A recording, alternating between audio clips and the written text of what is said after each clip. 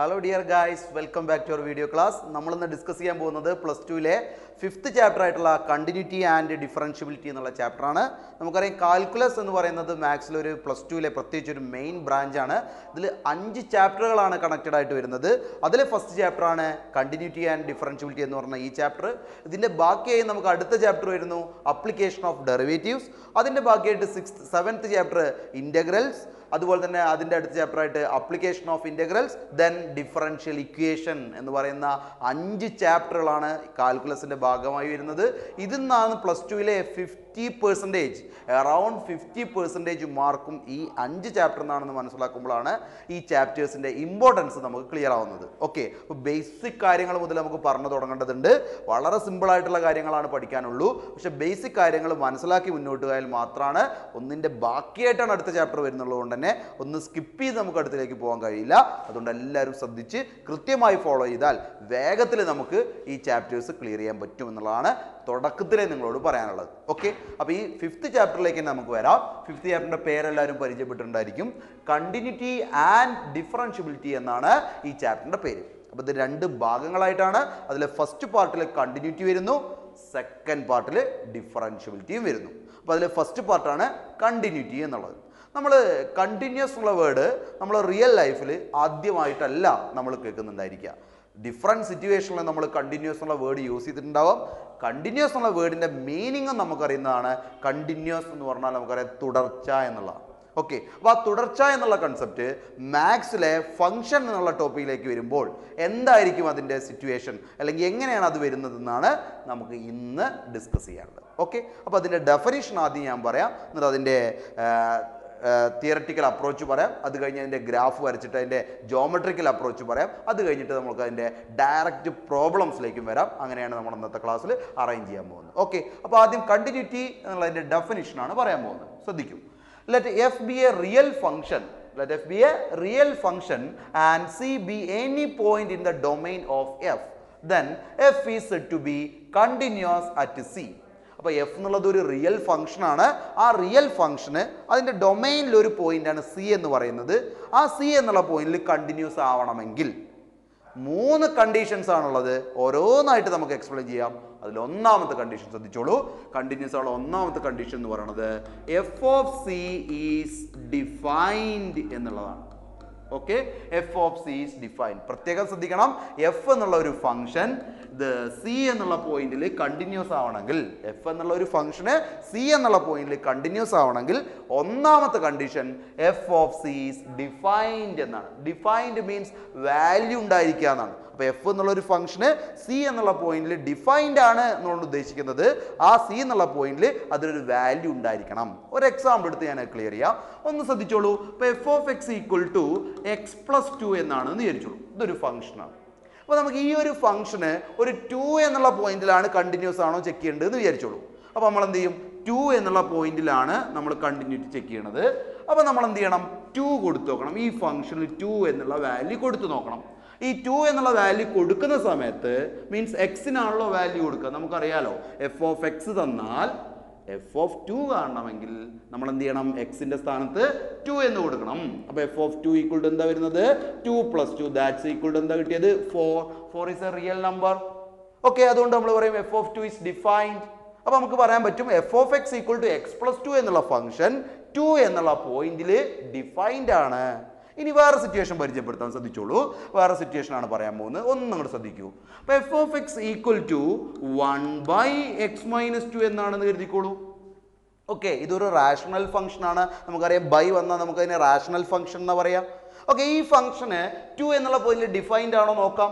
At 2 ആണ് നമ്മൾ discuss ചെയ്യുന്നത്. അറ്റ് എക്സ് ഈക്വൽ ടു 2 ആണ് ഡിസ്കസ് ചെയ്യുന്നത്.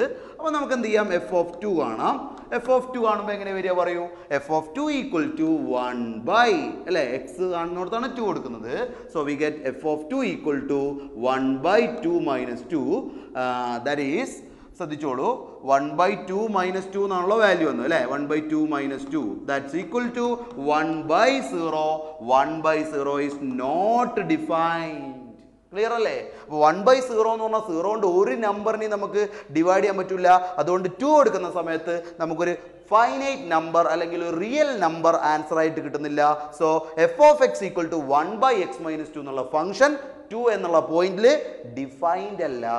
അപ്പോൾ ഡിഫൈൻഡ് മീൻസ് നമ്മൾ ആ നമ്പർ കൊടുക്കുന്ന സമയത്ത് ആ ഫംഗ്ഷന് ഈ എക്സാമ്പിളിൽ കിട്ടിയതുപോലെ ഒരു കൃത്യമായിട്ടുള്ള റിയൽ നമ്പർ ആൻസർ ആയിട്ട് കിട്ടണം.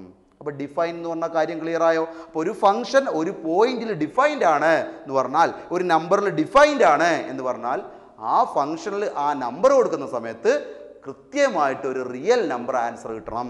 ഈ സിറ്റുവേഷനിൽ നമുക്കൊരു റിയൽ നമ്പർ ആൻസർ കിട്ടി. അതുകൊണ്ട് നമ്മൾ പറഞ്ഞു ഈ ഫംഗ്ഷന് 2 എന്നുള്ള പോയിന്റിൽ ഡിഫൈൻഡ് ആണ്. ഈ ഒരു സിറ്റുവേഷനിൽ നമുക്ക് നോട്ട് ഡിഫൈൻഡ് എന്നാണ് കിട്ടിയത്. അതുകൊണ്ട് നമ്മൾ പറയും ഈ എഫ് ഓഫ് എക്സ് എന്നുള്ള ഈ ഫംഗ്ഷൻ 2 എന്നുള്ള പോയിന്റിൽ ഡിഫൈൻഡ് അല്ല. അപ്പോൾ ഞാൻ ഇതാണ് പറഞ്ഞു തന്നത്.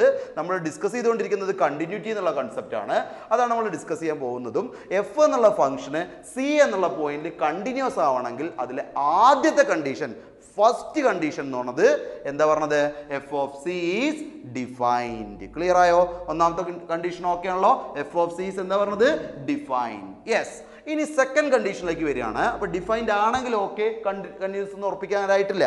ഫസ്റ്റ് കണ്ടീഷനേ ശരിയായിട്ടുള്ളൂ. ഫസ്റ്റ് കണ്ടീഷൻ ശരിയാണെങ്കിൽ നമ്മൾ സെക്കൻഡ് കണ്ടീഷനിലേക്ക് വരണം. സെക്കൻഡ് കണ്ടീഷൻ ഞാൻ എക്സ്പ്ലെയിൻ ചെയ്യാൻ ശ്രദ്ധിച്ചോളൂ.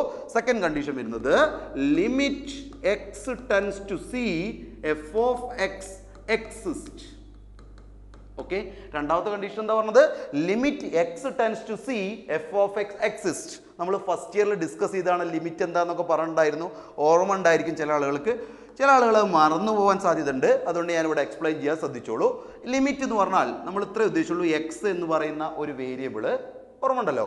എക്സ് എന്നുള്ള വേരിയബിൾ എ എന്നുള്ള ഒരു നമ്പറിലേക്ക് ടെൻ ചെയ്യുമ്പോൾ, if x tends to A എന്ന് പറഞ്ഞാൽ എക്സ് എയിലേക്ക് അടുക്കുമ്പോൾ, അപ്രോച്ച് ചെയ്യുമ്പോൾ എന്നാണ് meaning. Okay, x tends to A, F of x tends to L. ഓർമ്മല്ലേ? If x tends to A, F of x tends to L, then that L is called limit of the function എന്ന് പറഞ്ഞാൽ X ഒരു എയിലേക്ക് ഇങ്ങനെ അടുക്കുന്നതിനനുസരിച്ച് എക്സിൻ്റെ image ആയിട്ടുള്ള F of X, പ്രത്യേകം ശ്രദ്ധിക്കണം, എക്സ് എയിലേക്ക് ടെൻ ചെയ്യുന്നതിനനുസരിച്ച് എക്സിൻ്റെ ഇമേജ് ആയിട്ടുള്ള എഫ് ഓഫ് എക്സ് എല്ലിലേക്കാണ് ടെൻ ചെയ്യണമെങ്കിൽ ആ എല്ലിനെയാണ് നമ്മൾ ആ ഫംഗ്ഷൻ്റെ ലിമിറ്റ് എന്ന് പറയുന്നത്.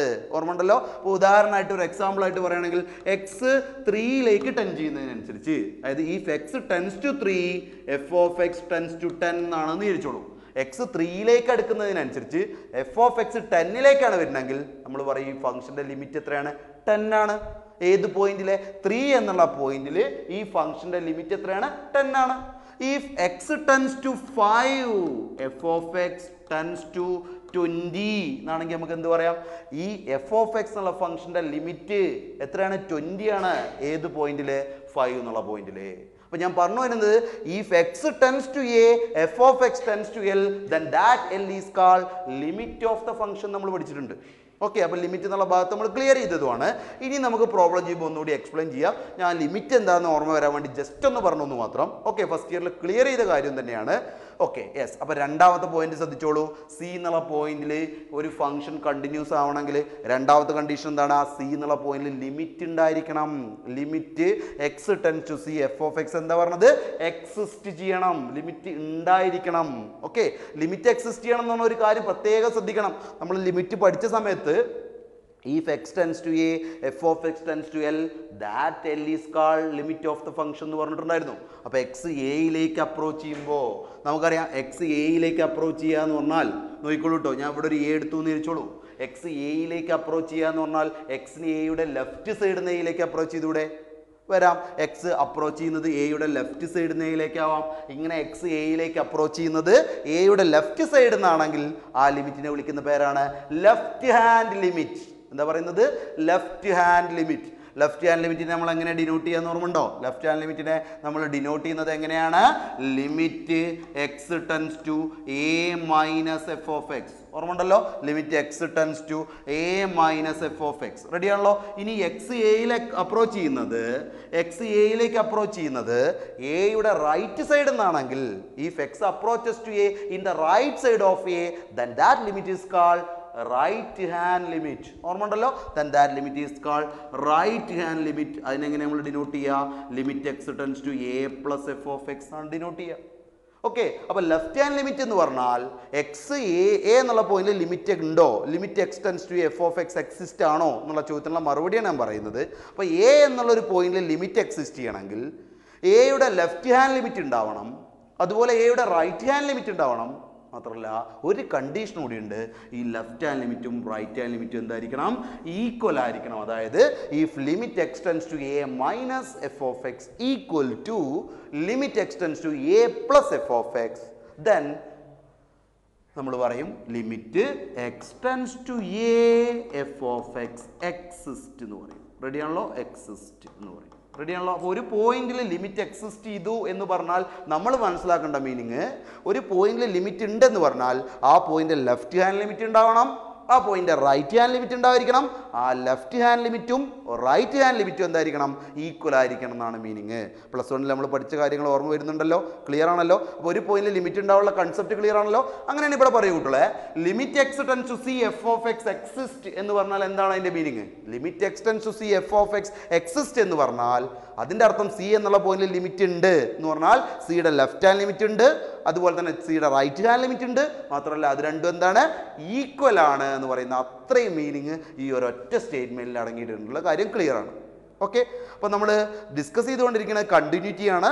അപ്പോൾ എഫ് എന്നുള്ള ഒരു ഫംഗ്ഷൻ അത് സി എന്നുള്ള ഒരു പോയിന്റിൽ കണ്ടിന്യൂസ് ആവണമെങ്കിൽ ഒന്നാമത്തെ കണ്ടീഷൻ നമ്മൾ ക്ലിയർ ചെയ്തു, f of C is defined. രണ്ടാമത്തെ കണ്ടീഷൻ നമ്മൾ പറഞ്ഞു കഴിഞ്ഞു, limit x tends to c f of x exist എന്നാ പറഞ്ഞത്. ഒറ്റ കണ്ടീഷൻ കൂടി പറയാനുണ്ട്. ഈ രണ്ട് കണ്ടീഷനും ഓക്കെ ആണെങ്കിലും നമ്മൾ കണ്ടിന്യൂസ് പറയാൻ കഴിയില്ല. മൂന്നാമത്തെ ഒരു കണ്ടീഷനിൽ നമ്മൾ പോകണം. മൂന്നാമത്തെ കണ്ടീഷനാണ്, നമ്മളൊരു ലിമിറ്റ് നമ്മൾ കണ്ടെത്തിയിട്ടുണ്ടാവും, ലിമിറ്റ് എക്സിസ്റ്റ് ഉണ്ട് എന്ന് പറഞ്ഞാൽ ലിമിറ്റിന് ഒരു ആൻസർ ഉണ്ടാവും. ഈ limit x tends to c f of എക്സിന്റെ ആൻസർ എന്തിനോട് ഈക്വൽ ആയിരിക്കണം വെച്ചാൽ നമ്മൾ ആദ്യം കണ്ടുപിടിച്ച എഫ് ഓഫ് സിനോട് ഈക്വൽ ആയിരിക്കണം. അതായത് limit x tends to c f of x equal to എന്തായിരിക്കണം, എഫ് ഓഫ് സി ആയിരിക്കണം. ഈ മൂന്ന് കണ്ടീഷനും എഫ് എന്നുള്ള ഫംഗ്ഷൻ സി എന്നുള്ള പോയിന്റിൽ സാറ്റിസ്ഫൈ ചെയ്യുന്നുണ്ടെങ്കിൽ നമ്മൾ പറയും f is continuous at x equal to c. Clear ആയോ? F is continuous at x equal to c. അതായത് എഫ് എന്നുള്ള ഫംഗ്ഷൻ അതിന്റെ ഡൊമൈനിലെ സി എന്നുള്ള പോയിന്റിൽ കണ്ടിന്യൂസ് ആണ് എന്ന് പറയും. ക്ലിയർ ആയോ? അപ്പോൾ എന്താണ് കണ്ടിന്യൂസിൻ്റെ ഡെഫിനേഷൻ എന്ന് മനസ്സിലായോ? ഇത് ഈ ഒരു ഡെഫിനേഷൻ എങ്ങനെയാണ് തുടർച്ച എന്നുള്ള മീനിങ് വരുന്നതെന്നൊക്കെ നമുക്ക് അതിൻ്റെ ജോമെട്രിക്കൽ മീനിങ് എക്സ്പ്ലെയിൻ ചെയ്യുമ്പോൾ ക്ലിയർ ചെയ്യാം, നോ പ്രോബ്ലം. സിമ്പിൾ കൺസെപ്റ്റ് ആണ്. അപ്പോൾ ആദ്യം അതിൻ്റെ ഡെഫിനേഷൻ നമ്മൾ പറഞ്ഞു മാത്രം. എഫ് എന്നുള്ള ഒരു റിയൽ ഫംഗ്ഷൻ സി എന്നുള്ള ഒരു പോയിന്റിൽ ഡിഫൈൻഡ് ആവണം, സി എന്നുള്ള പോയിന്റിൽ കണ്ടിന്യൂസ് ആവണമെങ്കിൽ മൂന്ന് കണ്ടീഷനായിട്ട് തന്നെ നമ്മൾ അതിനെ വിലയിരുത്തണം. First one is f of C is defined. Okay, second one limit x tends to c f of x exist. Then third one, limit x tends to c f of x equal to f of c. Simple ആയിട്ട് പറയുകയാണെങ്കിൽ ഇങ്ങനെ പറയാം, ഒരു പോയിന്റിൽ ഒരു function continuous ആവണമെങ്കിൽ ആ പോയിന്റിൽ ആ ഫംഗ്ഷൻ ഒരു വാല്യൂ ഉണ്ടായിരിക്കണം, ആ പോയിന്റിൽ ആ ഫംഗ്ഷൻ ഒരു ലിമിറ്റ് ഉണ്ടായിരിക്കണം. നമുക്ക് ആദ്യം കിട്ടിയ വാല്യൂവും രണ്ടാമത് കിട്ടിയ ലിമിറ്റും സെയിം ആയിരിക്കണം. ഓക്കെ, ഇപ്പോൾ സിമ്പിളായിട്ട് എങ്ങനെ പറയാം, ഒരു ഫംഗ്ഷൻ ഒരു പോയിന്റിൽ കണ്ടിന്യൂസ് ആണെങ്കിൽ ആ പോയിന്റിൽ വാല്യൂ ഉണ്ടാവണം, ആ പോയിന്റിൽ ലിമിറ്റ് ഉണ്ടാവണം, ആ ലിമിറ്റും ആ വാല്യൂ എന്തായിരിക്കണം, ഈക്വൽ ആയിരിക്കണം. ഓക്കെ, പക്ഷെ ഇത് ഡെഫിനിഷനായിട്ട് തന്നെ നമ്മൾ പഠിക്കണം. Define continuity at a point final എക്സാമിന് ചോദിച്ച ക്വസ്റ്റ്യൻ ആണ്. അപ്പോൾ ഇതിൻ്റെ ഡെഫിനിഷൻ വളരെ ഇമ്പോർട്ടൻ്റ് ആണ്. അതുകൊണ്ട് നമ്മൾ ഡെഫിനിഷൻ കൃത്യമായിട്ട് തന്നെ മനസ്സിലാക്കണം. എങ്ങനെ ഡെഫിനിഷൻ ചോദിച്ചാൽ നമ്മൾ എഴുതേണ്ടത്, ഡെഫിനിഷൻ എഴുതാൻ പറഞ്ഞാൽ നമ്മൾ കൃത്യമായിട്ട് എഴുതേണ്ടത് ഇത് അവിടെ നമ്മൾ കണ്ടിന്യൂറ്റിൻ്റെ ഡെഫിനിഷൻ ബോർഡിൽ കൃത്യമായിട്ട് ഞാൻ പറഞ്ഞിട്ടുണ്ട്. ഒന്ന് എക്സ്പ്ലെയിൻ ചെയ്ത് കൂടി ചെയ്യാം ലാസ്റ്റ് ഒരു വട്ടം കൂടിയും ശ്രദ്ധിച്ചോളൂ. കണ്ടിന്യൂറ്റിൻ്റെ definition, define continuity at a point എന്നുള്ള ക്വസ്റ്റ്യൻ ആൻസർ എങ്ങനെയാണ്, let f be a real function and c be any point in the domain of f, then f is said to be continuous at c. Then first condition, f of c is defined. Second condition, limit x tends to c f of x exists. Then third condition, limit x tends to c f of x equal to f of c. Okay, അപ്പോൾ കാര്യം മനസ്സിലായല്ലോ. അപ്പോൾ ഈ ഒരു definition by heart ചെയ്യാൻ പറ്റുമല്ലോ. Okay, what is define continuity at a point എന്നുള്ള question answer ചെയ്യാനുള്ള ലോജിക്ക് മാത്രമേ ഞാൻ പറഞ്ഞിട്ടുള്ളൂ. ഇതിന്ന് ഒരിക്കലും കണ്ടിന്യൂറ്റി എന്നുള്ള കൺസെപ്റ്റ് കംപ്ലീറ്റ് ആയിട്ട് മനസ്സിലായിട്ടുണ്ടാവില്ല. അത് നമ്മൾ അടുത്ത സെക്ഷൻ ഇങ്ങനെ പറഞ്ഞു വരുമ്പോൾ ക്ലിയർ ആവും. അപ്പോൾ ഞാൻ ഇപ്പോൾ ഡെഫിനേഷനിൽ മാത്രമാണ് ഫോക്കസ് ചെയ്തത്. Let f is a real function is continuous at x equal to c or continuous in the domain at a point c. Then first condition f of c is defined. Second condition, limit x tends to c f of x exists.